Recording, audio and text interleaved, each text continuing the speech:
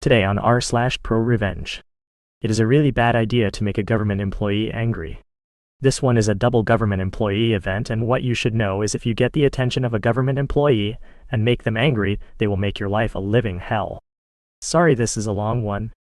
The setup is that I was working for a local county government in the permitting department that handled drainage and floodplain enforcement. I received a complaint from a homeowner, nice guy, lived next door to a house that was part of an incorporated village, not nice guy. Nice guy lived in an unincorporated portion of the county, and hence the call to me as an agent of the county. I drove out to the site and to investigate and discovered some interesting facts.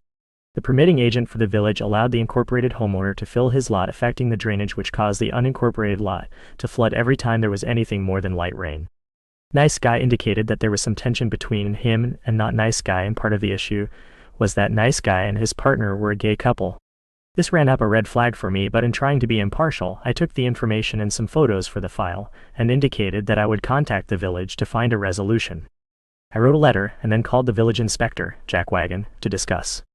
I was told by Jack Wagon that the village could do as it pleased, and that I could do nothing to stop not nice guy from doing as they pleased, as it was approved by the village.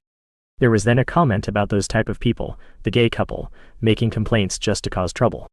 I was now on the case, and it was time to make sure everything done on the incorporated lot was 100% legal. At this point, the game certainly was now on, because if there is one thing that grinds my gears, it is bullying. I went back out and spoke to nice guy to let them know what I was up to, and also that I was not going to let this slide. I then started investigating the elevations on the two lots, and what fill had been placed on the incorporated lot. The not nice guy came out and started getting belligerent about my presence and ongoing investigation. He incorrectly stated that I did not have jurisdiction over his lot and that he would be calling the police. I patiently listened and then pulled out my two-way radio and requested that the home base dispatch both a village and a county police unit to the location. I then indicated that since there was a regulatory floodplain on his lot, I did in fact have jurisdiction, and that I would be exercising my right to determine the impact of his fill activities upon that floodplain. Both of the police units showed up, and I let them know what was going on. They were both appropriately agitated to have to waste their time and let not nice guy know that I was within my authority to proceed with the investigation. A little while later, while I was measuring things, Jack Wagon showed up. He stated berating me about harassing the village resident and threatening calling my boss and filing a complaint and so forth. I invited him to do so, quoting which parts of the code he should indicate I was violating. I was using marking paint to show the limits of the floodplain for the photos for the file, and what do you know, Jack Wagon's shoe got painted when he tried to stop me. Obviously he was even more angry, as was the homeowner, due to very bright orange paint in the grass in his yard. I pointed out I had done the same on the neighboring lots, but they just kept complaining. It was actually marking chalk that comes off pretty easily. Interestingly, I found two really wrong things on not nice guy's lot. 1. There was fill placed in the floodplain. 2. A garden shed was built on the fill and partially within the floodplain. Both are a big no-no and are actually against federal law. So, the course of action had two parts. 1.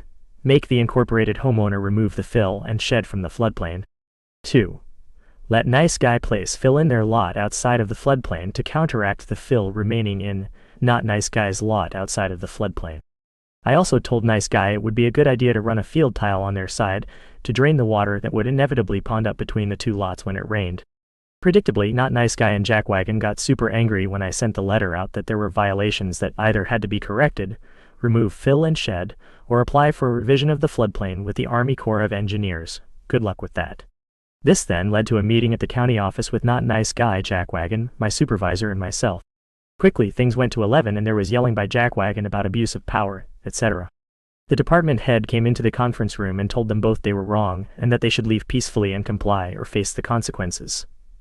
Fines. The best part was that not nice guy had to apply for a permit, and guess who was the one to review and approve it? That's right, yours truly. Now, I was following the letter of the law, but you have to know that poor government workers are underpaid and overworked. Strangely, the permit for nice guy was almost immediately approved, while not nice guy had to have a very thorough review to ensure it was correct. You could make a case I was abusing my power, but I can assure you that the timing for their review was well within acceptable limits. Also, how could I be held to account that they misfiled 3 times before they finally got it right? Generally, if you behaved like a civil human and came to the office, we would help you get things done properly. So the permit would go through first time, but not nice guy decided he could do it all on his own, so it took him 3 tries. Had he come to the office, I would have given him the same service as others, but he decided to take the hard route, and therefore I didn't give a single inch when it came to the submission being perfectly correct. Ultimately, the situation was resolved, but it took a lot more effort than it should have. Moral of the story: don't be an entitled homophobic a-hole. For our next story. Crappy bosses F around and find out. I had a job working warehouse and delivery for a store. The entire corporate structure was built on treating the people below you like crap, and that was passed down through every level. Managers would just bark orders and B-word you out for any reason they could think of. They paid about $25 over minimum wage, and the bosses drove BMWs and Mercedes. The big boss lived in an $8 million house. Our store was the freight hub for 4 others in the little chain, so we got to know the drivers from the other stores well, as they were always coming to load freight or drop stuff off. One day, we're sitting with 2 drivers from another store, and Buddy remarks that he and his partner are working over 60 hours a week. I say he must be doing okay with all that overtime pay. He says they're not getting OT, just paid a straight time rate. I ask him if he signed an averaging agreement. He says no, Bell. He shows me his pay stub, and there it is. His partner comes back and confirms all this, and they've been doing it for months. He'd asked his manager about OT and been told that straight pay was just the way it worked. I tell them that's illegal and urge them to take it to labor relations. They're reluctant to rock the boat, figuring they'll be fired. So I drop it. We never got any overtime. Our warehouse was busy, our store was not. A couple months later, they're in again, and Buddy's partner tells us he and his girlfriend are moving back east, and he's giving his notice. I tell him again to file a complaint, nothing to lose now. So he does. A few weeks go by, and when I come in one day, there are expensive boss cars parked all along the loading dock. My workmate says something big is going down. All the managers have been summoned and are inside with a bunch of people in suits. So we wander upstairs to see what's going on. The company bookkeeper had an office in our store and handled all the payroll. He was a Chinese immigrant, nice guy. The bosses were trying to pin this on him, saying he didn't speak English very well, which was true, and had obviously screwed everything up. Turns out he was a pretty cagey guy. He knew what they'd told him to do was illegal, and was able to produce all the records of him telling them that, and of them telling him to basically just shut up and do it. He hands it all over and quits. I see Buddy, with a new partner, a few weeks later. He's got a pay stub for about 15 paychecks worth of earnings. Company got caught for all the overtime pay and a pretty substantial fine on top of that. Added bonus, the second in command had driven over a nail when he parked his silver BMW on the loading dock, and had a flat when he came out of the store. He opened his trunk and called me over and said, "Change that for me." I told him sorry, that's not my job, and if I hurt myself, my compensation claim would be denied. As he went in to call a tow truck, I stood on the loading dock and gazed upon all the havoc I had wrought, and my heart was glad. Our last story for today. I'll come back so long as Larry isn't there. Got permission to share this from my buddy who is a software engineer. Background. To give you some background on my friend Tim, made-up name, he has been programming since he was like 7 years old. Tim said by the time he got to college he breezed through most of his comp sci classes because a lot of the content they were covering he had already mastered years prior. Tim is an excellent programmer. Tim's career has been quite successful. He's worked for Google, Facebook, Amazon, and finally a hedge fund. The story starts at the hedge fund. Tim works a lot with AI technology, and at this hedge fund he was the lead programmer manager who spearheaded an effort to optimize their AI that helped them complete literally millions of trades a day. To say his work had a massive impact was an understatement. All of this is going on with COVID-19 in the background. Due to COVID-19, they went to a work-from-home model, where my friend Tim kept working.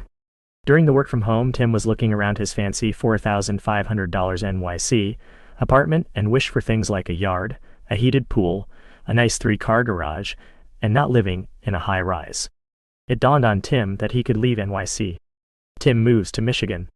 So Tim moved back to his hometown in Michigan, where he bought himself a really nice home with a heated pool, a 3-car garage, a nice yard, and guess what the yard had in it? A mother-in-love suite, which was essentially a 2-bedroom, 1-bath second home on the property of his main home, which he turned into his man cave. It's actually pretty sick. Oh yeah, and his mortgage payment was far less than his $4.5K a month rent. Like half. Tim spent the rest of his COVID-19 work from home pounding out projects, etc. He never actually informed his employer on an official basis he moved, he just kept working. Then COVID-19 ended. COVID-19 is finally over, back to the office, or tort. Tim boss, Larry calls him up and goes, "Alright Tim, on Monday we are starting work back at the office," and Tim goes, "Yeah, about that I moved to Michigan." Larry is shocked and goes, "You didn't even ask if you could do that?" And Tim basically said, "I didn't know I needed your permission to move," in a sarcastic as F way. Larry insists that Tim needs to move back to NYC, or he won't have a place on the team.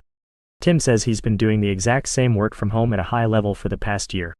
He's willing to travel to NYC for a few meetings a year on his own dime, but he feels his quality of life is so much higher outside of NYC, he has no desire to live in NYC. To which Larry said if Tim doesn't have any desire to live in NYC, then he has no desire to keep Tim employed.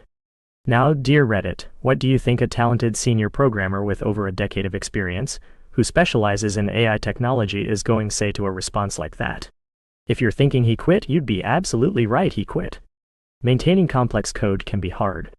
Now, anyone that has done any programming knows that sometimes the best person to maintain the code is the person who wrote the code. There's logic, there's thought processes, there's so much that goes into programming that can be so individualistic, it can be hard for someone to take over a codebase they didn't write. John, CEO, enters the picture. 6 weeks goes by when John calls Tim. John is the CEO of the hedge fund. John gets Tim to agree to consider coming back, so that's when John suggests they fly Tim to NYC, and he sits down with John. Tim, however, flipped the switch and said no, how about you fly out to Michigan and we discuss this. Tim said he said that because he wanted to establish if he was going to come back, it was going to be him, working from Michigan. And if he was going to talk his employment, it was going to be done in Michigan. John agreed and 2 days later flew out to meet with Tim. Tim sits down and John says they really need him, because he provided a lot of value to the organization and the programming team is struggling. John offers Tim the opportunity to come back with a 20% pay cut, since he won't be living in NYC, and John called that a cost of living adjustment. To which John said no, I want a 15% raise above what I was earning.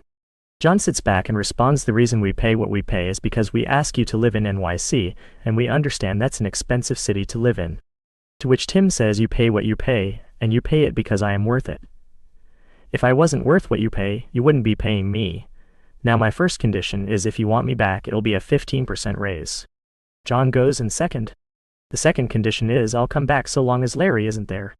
John sighs, you're asking for too much, to which Tim goes, you don't need to bring me back if you don't want to, I'll be fine elsewhere.